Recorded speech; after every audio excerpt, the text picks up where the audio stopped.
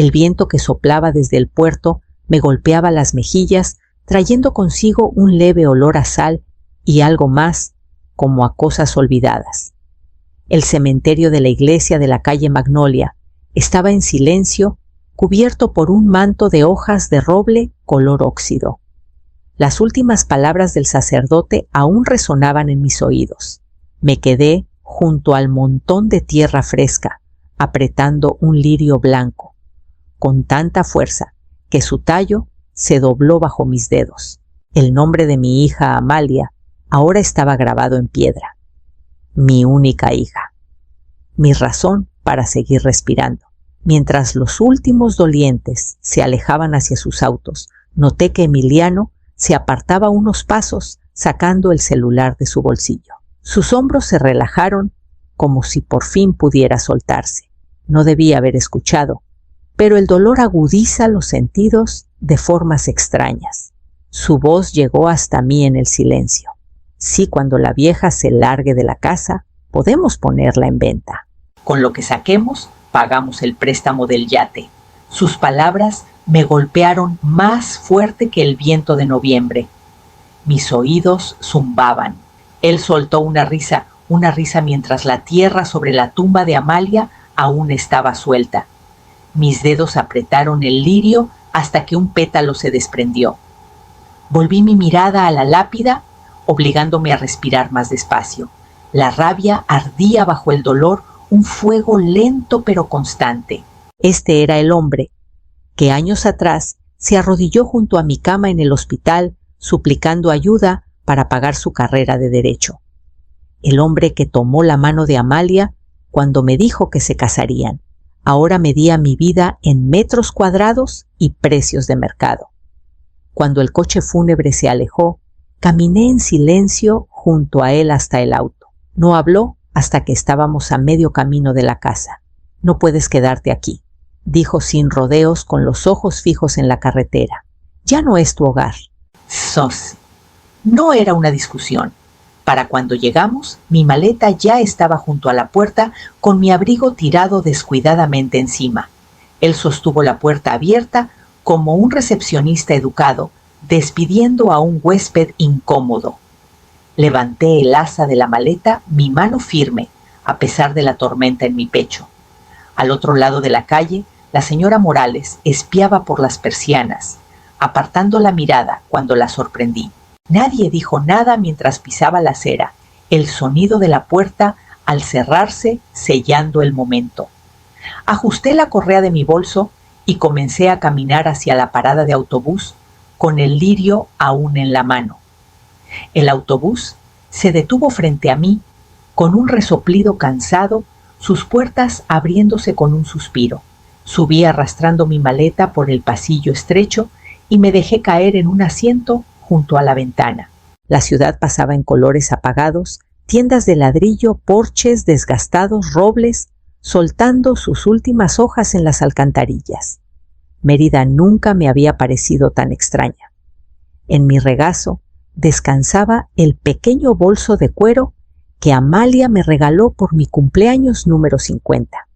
Lo eligió porque era del tamaño perfecto y porque el color caoba profundo, según ella, nunca pasaría de moda. Recorrí las costuras con el pulgar, sintiendo el peso familiar en su interior. Lo abrí con cuidado como si su contenido fuera frágil. Pañuelos, un lápiz labial, un pañuelo de tela bien doblado. Y debajo, envuelta en una cinta de satén, la llave de bronce. Su diseño era antiguo, ornamentado de esos que ya no se ven. Esa llave había estado conmigo por más de 20 años, desde que Rafael y yo firmamos los papeles en la oficina de un abogado para crear el Fideicomiso Torres. Lo hicimos sin alboroto, después de años de matarnos trabajando en el pequeño hotel que construimos desde cero. Él insistió en proteger nuestros bienes, para el futuro, sin importar qué tormentas lleguen. En ese entonces, las tormentas eran huracanes, crisis económicas, la incertidumbre de un negocio pequeño. Nunca imaginamos esto, perderlo a él, perder a Amalia, y que me echaran de su casa como a una visita no deseada. El autobús traqueteó sobre las calles empedradas al entrar en la parte vieja de la ciudad. El aire se llenó del aroma a pan recién horneado de la panadería del Sol. Allí, en un pequeño departamento de una recámara, fue donde Rafael y yo vivimos como recién casados, contando centavos y saltándonos cenas para pagar la hipoteca del hotel. El conductor me miró por el retrovisor cuando toqué el timbre para mi parada. Apreté el bolso con fuerza. La llave se clavó en mi palma sólida y fría, recordándome que Emiliano no tenía idea de lo que yo guardaba. Bajé del autobús y caminé hacia la entrada lateral de la panadería con el brillo del bronce aún en mi mente. 2 días después de instalarme en el departamento, un golpe firme sonó en la puerta. Al abrir ahí, estaba la señora Vargas, mi antigua vecina de los años antes de que naciera Amalia. Estaba más vieja, con el cabello más blanco, pero sus ojos seguían siendo afilados como cuchillos. «Supe lo que pasó», dijo entrando con una bolsa de papel llena de barritas de limón. «Y tienes que saber lo que está haciendo Emiliano». Nos sentamos en mi pequeña mesa de cocina con el aroma a levadura de la panadería de abajo flotando en el aire. Bajó la voz. «Está paseando a una rubia por Polanco. La presentó en un brunch como su futura prometida. Y le dice a quien quiera escuchar que Amalia no dejó más que deudas». Sus palabras cayeron como piedras frías en mi estómago. ¿Deudas? Ese hombre no tenía idea de lo que Amalia realmente dejó porque no se lo dije. Pero no solo eran las mentiras lo que me sacudía, era la rapidez. Apenas una semana desde el funeral y ya estaba reescribiendo la vida de mi hija para que encajara en su historia. Cuando la señora Vargas se fue, me serví una taza de té y me senté en el pequeño escritorio junto a la ventana. Saqué mi vieja libreta de direcciones de cuero, pasando páginas llenas de nombres tachados hasta encontrar el que necesitaba Javier Solís. Javier había sido nuestro salvador silencioso más de una vez durante los años del hotel, un investigador privado que encontraba respuestas sin dejar huellas. Marqué su número medio, esperando que estuviera desconectado, pero su voz familiar respondió al segundo timbre. «Señora Torres», dijo como si no hubiera pasado el tiempo. «¿En qué puedo ayudarla? Quiero que investigues a Emiliano Rivas. Cada cuenta, cada bien, cada secreto sucio. 2 semanas, Javier. Quiero todos los esqueletos que puedas desenterrar». No preguntó por qué. «Entendido». Cuando colgué puse la mano sobre el bolso, sintiendo el contorno de la llave de bronce a través del cuero. Había dado el primer paso. Javier llamó al 10º día. «Será mejor que vengas a ver esto tú misma», dijo. Su tono cargaba algo más que estados de cuenta o documentos legales. Nos encontramos en un almacén en las afueras de Mérida, uno de esos lugares donde el aire huele a polvo y aceite de motor. «La unidad está a nombre de soltera de Amalia», explicó mientras abría el candado. Adentro había filas de cajas de cartón, pero mi atención se fue a una bolsa de viaje azul y gastada en un estante metálico. La reconocí al instante. Rafael la compró para el primer viaje de Amalia al extranjero cuando estaba en la universidad. Verla me apretó el pecho. La bajé con cuidado. Dentro había unos suéteres viejos, un montón de fotos atadas con una cinta y un sobre grueso sellado con cinta transparente. Mi nombre estaba escrito en la letra cursiva de Amalia. Mis dedos temblaron al romper el sello. «Mamá, si estás leyendo esto, no pude decírtelo antes. Emiliano ha estado con otra persona durante años. No quería que lo odiaras mientras estaba enferma. Pensé que podría manejarlo, pero me equivoqué. Sé que protegerás lo nuestro». Las palabras se volvieron borrosas, mientras mis ojos se llenaban de lágrimas. Ella cargó con ese secreto sola, protegiéndome mientras su propio corazón se rompía. Apreté la carta contra mi pecho, el leve aroma de su perfume aún aferrado al papel. Javier se mantuvo a una distancia respetuosa, dándome espacio para recomponerme. Cuando doblé la carta y la guardé en el sobre, mi dolor tenía un filo más agudo. Esto ya no era solo por dinero. Emiliano la traicionó en vida y ahora intentaba borrar lo que ella dejó. Metí la carta en el bolso junto a la llave de bronce. Entre ellos llevaba la confianza de mi hija y la previsión de mi esposo, dos cosas que Emiliano nunca tocaría. «Encuéntrame todo, Javier», dije en voz baja. «Aún no terminamos». La llamada de Javier llegó una noche tarde. Su voz era firme, pero cargaba un peso que no esperaba. «Señora Torres, descubrí más de lo que imaginé». Detalló cómo Emiliano había desviado más de 2 millones de pesos de las cuentas de Amalia, distribuyendo los retiros durante meses y disfrazándolos como gastos de negocios. Peor aún, había vendido el reloj de herencia que Rafael me dio el día de nuestra boda, una pieza irreemplazable que Amalia atesoraba. Javier también reveló que Emiliano había hipotecado propiedades personales registradas a nombre de Amalia, poniendo en riesgo aún más los bienes de la familia. Lo más importante, la búsqueda de títulos confirmó que la casa estaba en un fideicomiso, uno que Amalia y yo compartíamos. Los documentos eran inexpugnables. El nombre de Emiliano no aparecía por ninguna parte. Legalmente, no tenía derecho a venderla ni a hipotecarla tras la muerte de Amalia.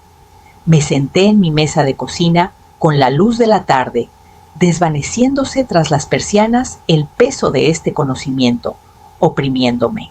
Durante años dejé que Emiliano creyera que tenía el control, que el legado de Amalia era suyo para administrar. Ahora tenía la verdad y con ella un poder silencioso. Pero el poder no sirve si se usa a la ligera. Sabía que el dolor podía nublar el juicio. Debía ser paciente medida. La arrogancia de Emiliano sería su ruina, pero yo me aseguraría de que fuera completa y duradera. Puse la llave de bronce sobre la mesa, su metal frío recordándome la responsabilidad que cargaba. El fideicomiso era más que números y escrituras. Era el futuro de mi hija, el último regalo de mi esposo y una promesa que cumpliría. «Gracias, Javier», dije suavemente. «Sigue investigando. Quiero cada detalle. Esto apenas comienza». Mañana empezaría a planear el próximo movimiento. Y sería uno que Emiliano nunca vería venir. La niebla de la mañana se arremolinaba sobre el malecón de Mérida, mientras caminaba por el sendero empedrado, con el sol apenas derramando oro sobre el puerto. El suave chapoteo del agua contra los muelles calmaba mi mente inquieta. Las palabras de Rafael resonaban suavemente en mi memoria. Isabel ganar no se trata de hacer ruido o espectáculo, se trata de paciencia y precisión. Pensé en Emiliano, su arrogancia, su risa descuidada, como si el mundo le debiera todo.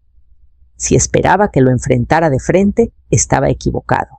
Mi fuerza no estaba en gritar ni en tormentas. Estaba en las corrientes silenciosas, bajo la superficie, moviendo las cosas hasta que el momento fuera el correcto. Esto no era solo por recuperar una casa o una cuenta bancaria. Era por proteger el legado de mi hija y asegurarme de que se hiciera justicia a mi manera.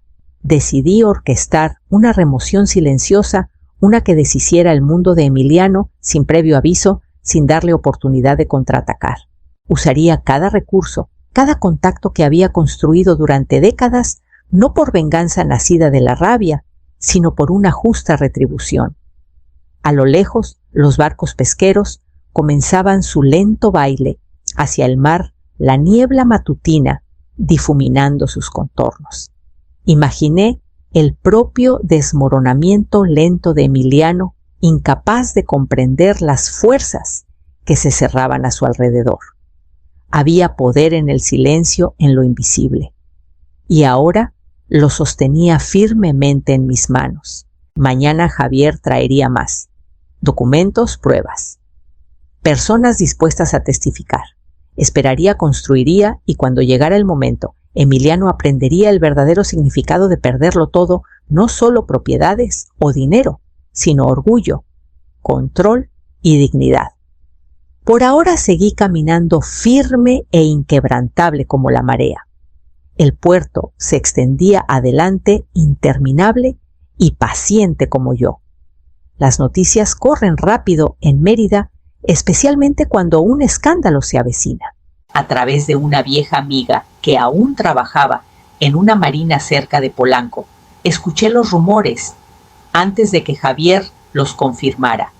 Emiliano estaba atrasado con sus tarjetas de crédito, el préstamo del yate estaba en mora y había comenzado a vender las joyas y antigüedades de Amalia en línea. Su desesperación se hacía visible apenas disfrazada por sonrisas forzadas y trajes caros. Sabía que el momento de actuar estaba cerca. Contacté a Desarrollos Costa, una empresa con la que trabajé años atrás en una remodelación de un pequeño hotel.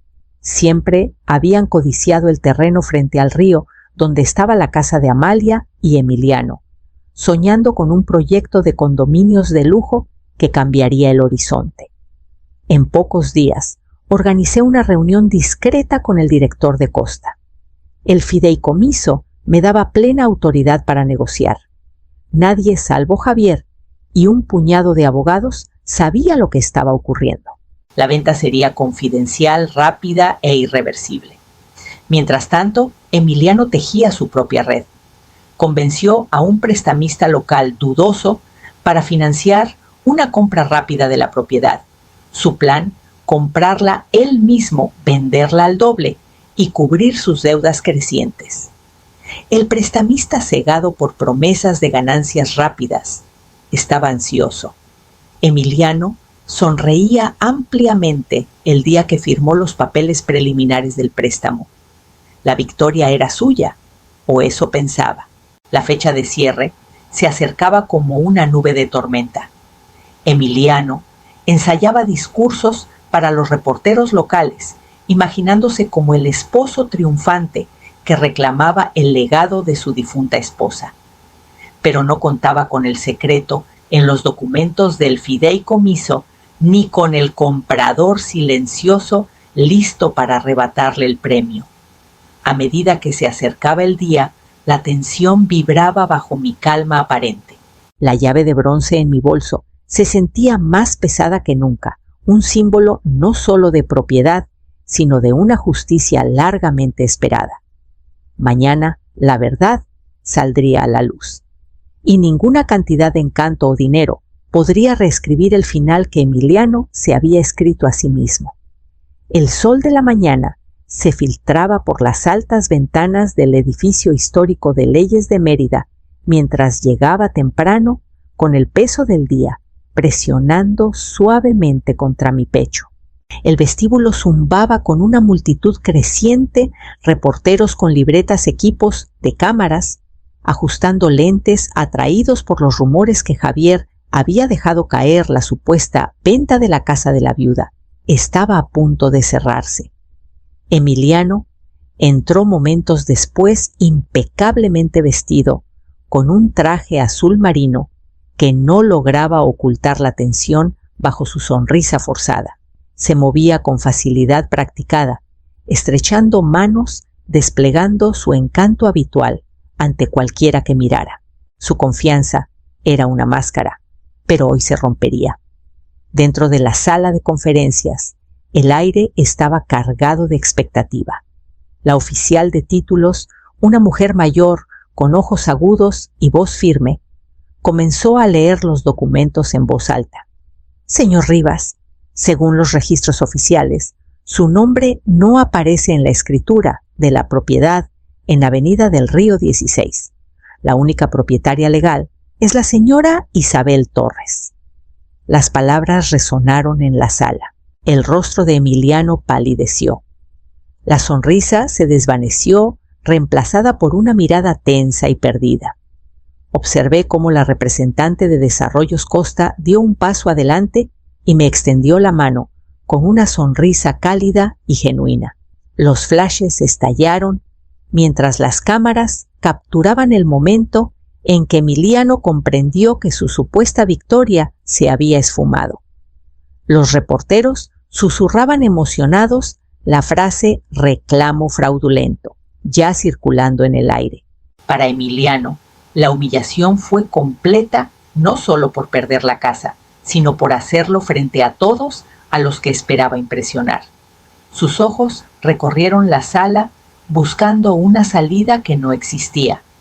La oficial de títulos terminó su voz inquebrantable. La transacción es legalmente vinculante. La señora Torres tiene todos los derechos de propiedad. Mientras la multitud se dispersaba con susurros a su paso, doblé las manos con calma sobre la mesa. La caída de Emiliano ya no era un secreto.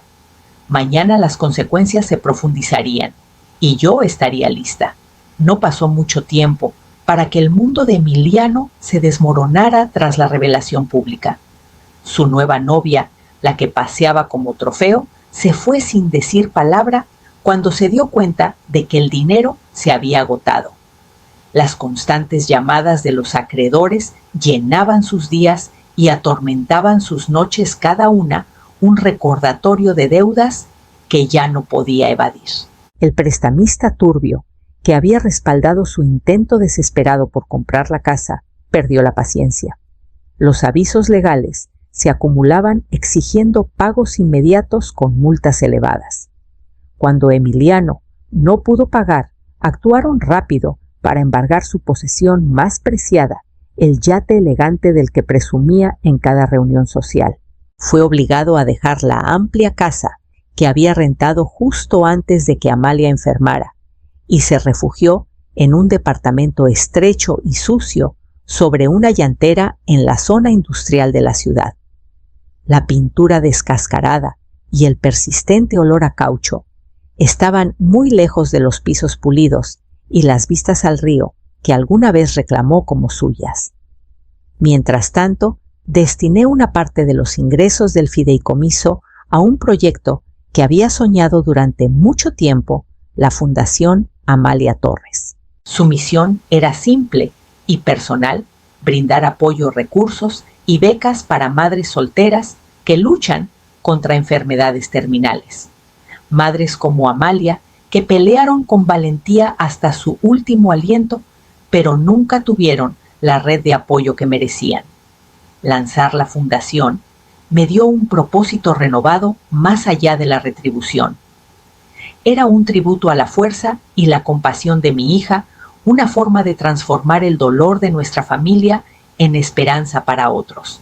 La caída de Emiliano fue un contraste amargo con la vida que Amalia y yo habíamos imaginado, pero no era el fin de nuestra historia. Algunos días escucho rumores de que Emiliano planea contraatacar, impulsado por la rabia y la desesperación. Pero ya no soy la mujer que espera en silencio o en luto. He aprendido que el verdadero poder no está en el ruido de la venganza, sino en la certeza silenciosa de la justicia servida y los futuros reconstruidos. Mañana traerá el próximo capítulo, y esta vez tendré todas las llaves. Habían pasado varios meses desde la caída de Emiliano, pero los ecos de su debacle aún resonaban en la ciudad. Una tarde, en la soledad de su estrecho departamento, Emiliano encontró un visitante inesperado en su buzón, un sobre acolchado sin dirección de remitente. Sus dedos temblaron al abrirlo. Dentro había una fotografía brillante y nítida. Mostraba la llave de bronce ornamentada y reluciente descansando sobre un expediente grueso con un sello en negritas: Propiedades Torres, portafolio 100,000 mils. Debajo de la foto había una nota simple, escrita a máquina y concisa. Pensaste que no tenía nada. Tenía todo lo que importaba y nada de eso era tuyo. El mensaje golpeó más profundo que cualquier veredicto judicial o humillación pública. No se trataba solo de dinero perdido o orgullo roto. Era un recordatorio de que todo lo que Emiliano intentó robar, el legado, el futuro, seguía firmemente fuera de su alcance. Esa noche, mientras estaba en mi oficina con vista al puerto de Mérida, cerré los ojos y susurré un gracias silencioso a Amalia. Ella me había confiado no solo llaves y documentos, sino la verdad, la fuerza y el propósito para llevar su memoria adelante. Mi venganza no fue un grito ruidoso, fue una promesa cumplida en silencio. Fue la protección de un legado construido con amor y sacrificio, no con codicia. Semanas después, el sol calentaba la azotea del restaurado Hotel Torres, sus paredes de ladrillo brillando con la promesa de nuevos comienzos. Alrededor de una mesa larga, adornada con flores frescas y manteles suaves, las primeras beneficiarias de las becas de la Fundación Amalia Torres reían y compartían historias de esperanza y resiliencia. El horizonte de Mérida se extendía detrás de nosotros eterno e inquebrantable, mientras celebrábamos no solo la supervivencia, sino la renovación. En ese momento, rodeada de risas y vida, entendí que la venganza más dulce no estaba en lo que le quité a Emiliano, estaba en lo que había construido para quienes más lo merecían. El pasado quedó atrás y el futuro era nuestro para reclamar.